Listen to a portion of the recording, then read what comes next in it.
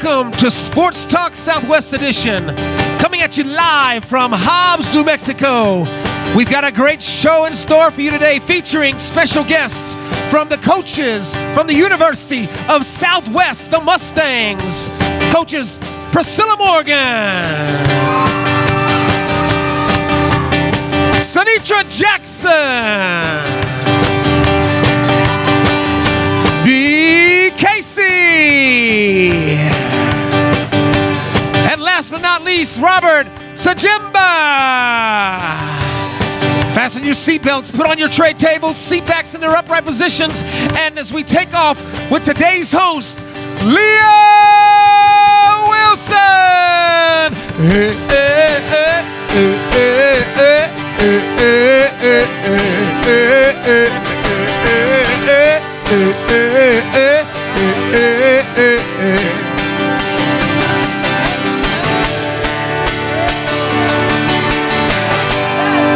That's right. Welcome to today's show, ladies and gentlemen.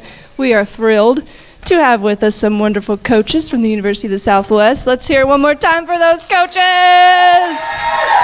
Yeah. All right. Well, I'd like to start out with a brief introduction of each of our coaches here today, starting with Miss Priscilla Morgan. I hear you. Yeah. All right. So I hear you are from Mobile, Alabama.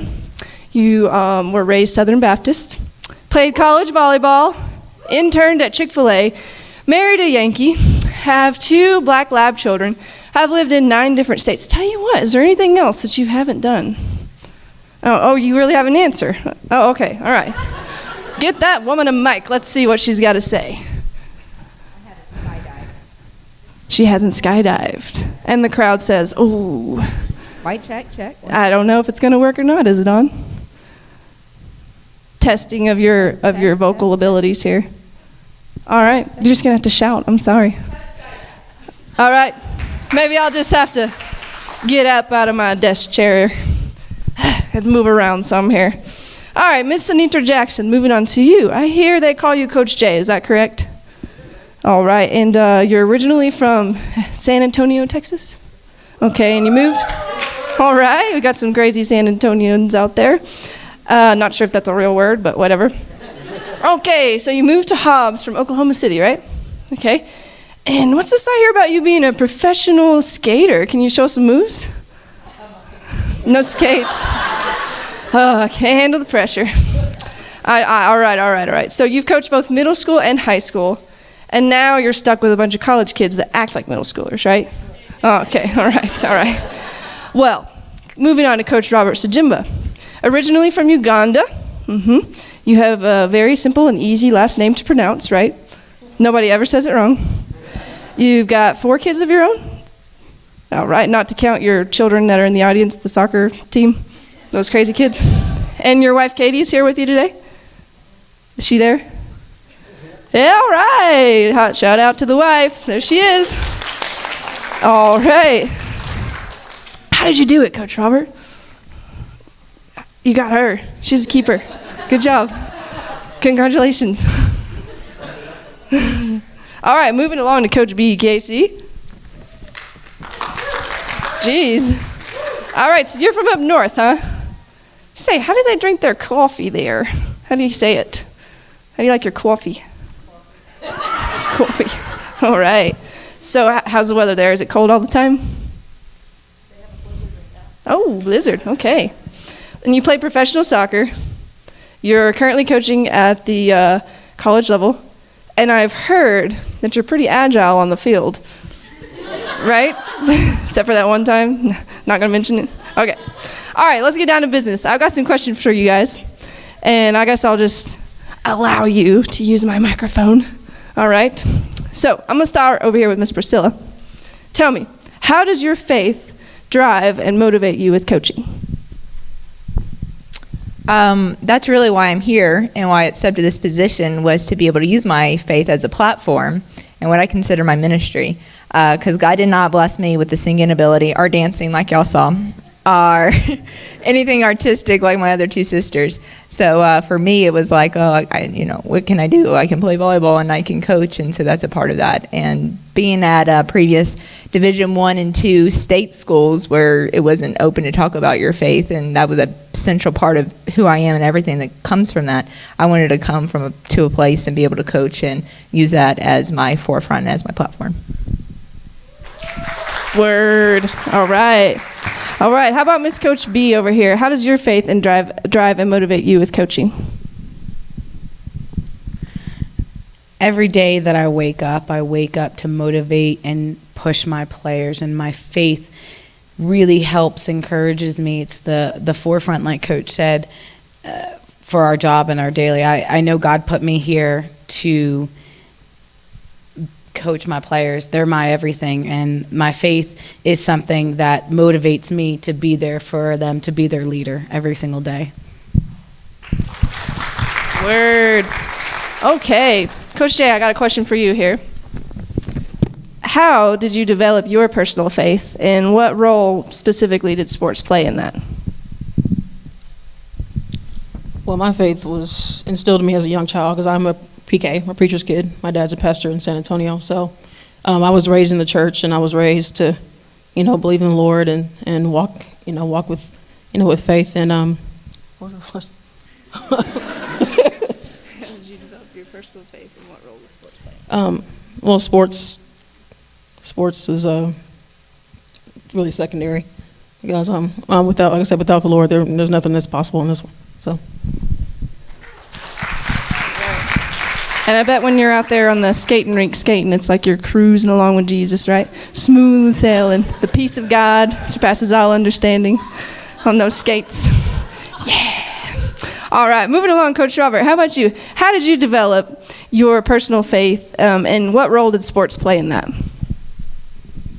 I think that faith is kind of like a muscle that you have to develop in the weight room of faith. I'm sure you athletes understand that being able to perform at your highest, at your best, you have to go to the gym and work out. For me personally, I've had to go through some situation in my life in which I've been tested, and because of that, I've had to trust the Lord with my life for the next challenge that comes up in my life. One of my most challenging moments occurred when I was a freshman in college. My mother passed away just a few months after I got here. I was all by myself, no family. I came to college, and that was huge. I mean, that was a very tough moment for me, and I couldn't go back home. I went back home 3 years later. I was not able to attend her funeral, but I look back on that and how God, brought me through all that, through the friends in my life and everything. So that's just one of the situations in which I look back on and say, okay, that was faith muscle developed in some form, and now I can trust God for the next challenge that comes into my life. So I think it's how we develop. It's how we develop a relationship with the Lord, learning to walk with Him through the daily challenges in our lives. That's a good word. All right, I'm going to ask each of you this question because I think all of the college kids out there could use a little advice, I'm sure. So, if you could give yourself one piece of advice looking back in college, what would it be? My ladies are going to probably hate hearing this answer. But I just spent so much time trying to find a boyfriend in college. Seriously.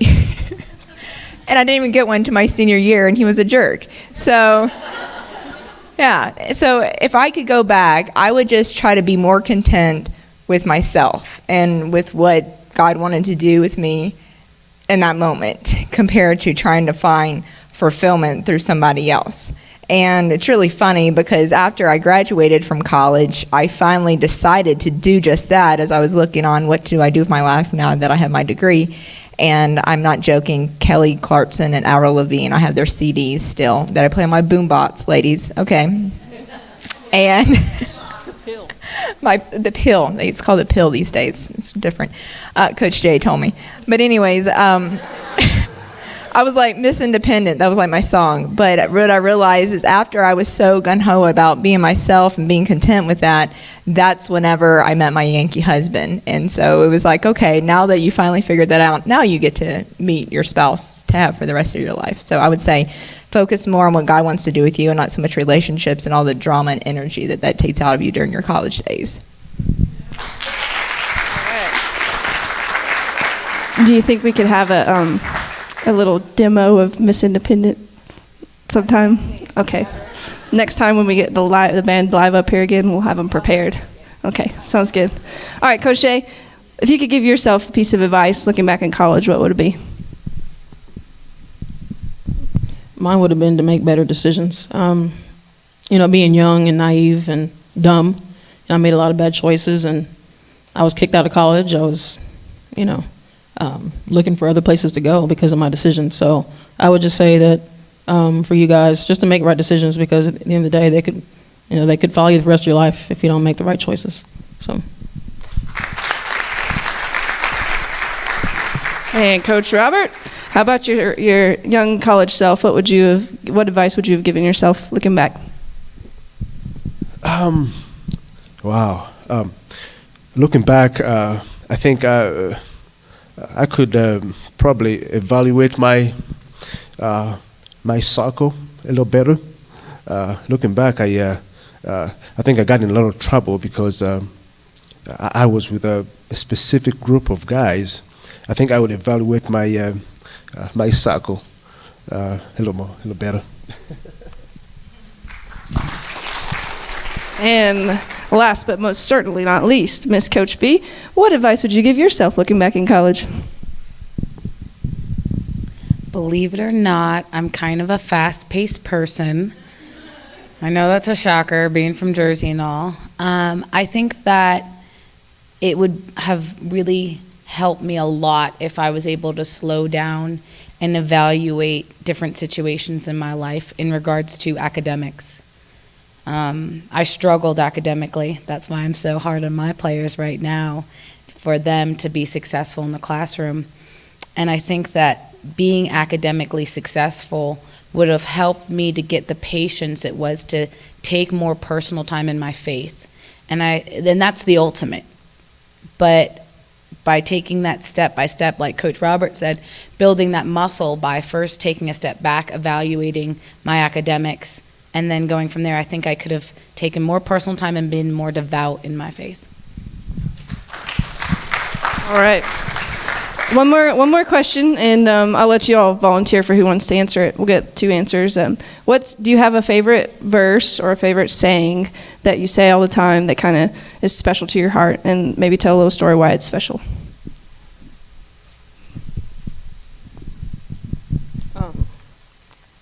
Well, I'll just say with the saying, my favorite verse is Psalms 37:4.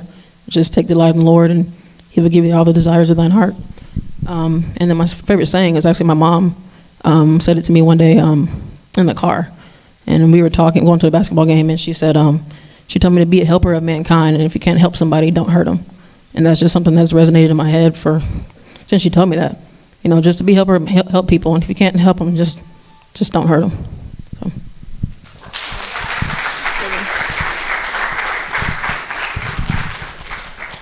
If I had a life verse, it'd probably be John 3:30, which is just the simplest verse is, He must become greater and I must become less. And sports has been that platform, once again, of me being able to, proclaim Christ, because it requires us to go out into venues, into the world, where it's a very selfish and a lot of things happen that are not Christ-like. So that was my venue to go in there. So if I can be the only Bible people can read, that one's always been a big saying. And then I heard one that I've been saying recently is, has it ever occurred to you that nothing occurs to God? And so there's always a plan and a purpose that he's working you through, but sometimes you won't see the plan and purpose. So I would say that those are some of my sayings and life verses that I go by. Anyone else want to go ahead and share? Well, I'm actually going to hand the mic back because Coach knows my favorite verse, and I'm practicing learning it all. But she's going to go ahead and say the verse, and then I'll discuss it. Back at me. Philippians 4 is, do not be anxious about anything, but rather in prayer and supplication let your requests be made known to the Lord, and do not worry. That's why. I'm her assistant in ministry, and she's my assistant in soccer. That's how we've learned. Why that's important to me and why it speaks to me is about the obstacles in life. As college students, you're faced with obstacles every day. When I was a college student, some of the obstacles that you guys have encountered, I never even thought of.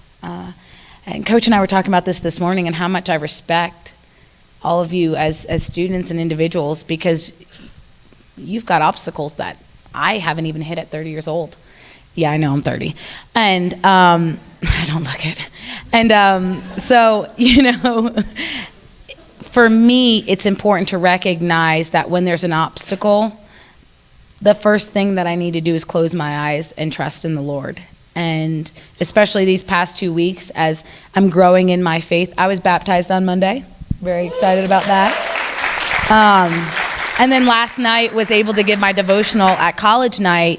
And for me, it's powerful because not only am I now continuing on my personal relationship with our Heavenly Father, but now I get to share it with my players. And there's no more excitement than that. And so why Philippians is important to me is because I want to be able to express to everyone that there may be an obstacle, but guess what? There's one person that can help you through that. He's the best protector and he's the best advisor. And I try and stick to that on a daily basis when I wake up, is I'm here to facilitate those words to my players and those I encounter with. So that's it. Well, don't you just love it when the guests that come on your show inspire you so much you're just ready to run out the door? I'm ready. Well, listen, this has been a great show today. I want to say thanks to our live band down there for being here today. We're looking forward to the next performance from them and our fabulous panel of coaches from the University of the Southwest. And how about that live studio audience? About to pop out of their chairs. Yeah, it's been a great show today. We're looking forward to the next time. Thank y'all for being here. And please listen on this one. We want you to know that as coaches, we are here for you. And we love our sport, but we love you more than we love the sport. So we just want you to know that we're here for you. We have hearts, and we want to be here to support you as much as we can. And we're going to close it out with some announcements. Yeah. Yeah? Nothing. All right, nobody's excited about announcements. That's okay.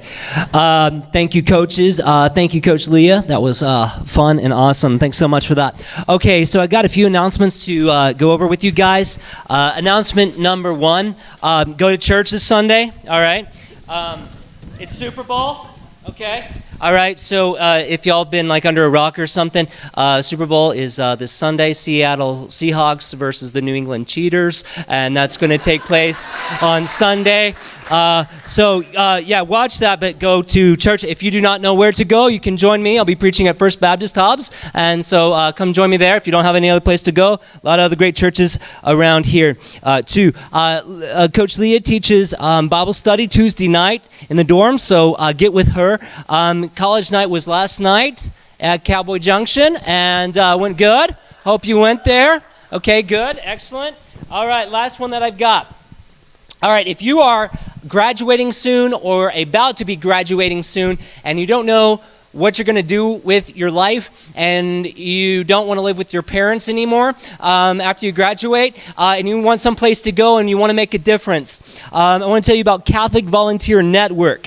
All right, there is going to be somebody here today in the library. Her name is Laura Castro, who will be in the library today from noon to 2. And what this organization does, you can volunteer with them, and they will take you to some part around the world, and you get to make some big difference. You could be building wells, you could be working in a clinic, you can be teaching kids to read in some kind of foreign country, and you make a big difference, and they pay all of your bills. And so if something like that is of interest to you, that will be today in the library from noon until 2 o'clock, okay? That's it. Everybody stand up and let's close with prayer. Father in heaven, we thank you so much for the messages that we heard today. I thank you for the testimonies of these coaches, these leaders, and Father, I thank you for the example that they are setting for every single student, athlete, and non-athlete here. Father, I pray, Lord, that we would follow Christ as we follow these other leaders here on this campus. I pray that we would be bold in our faith and a strong witness for Christ.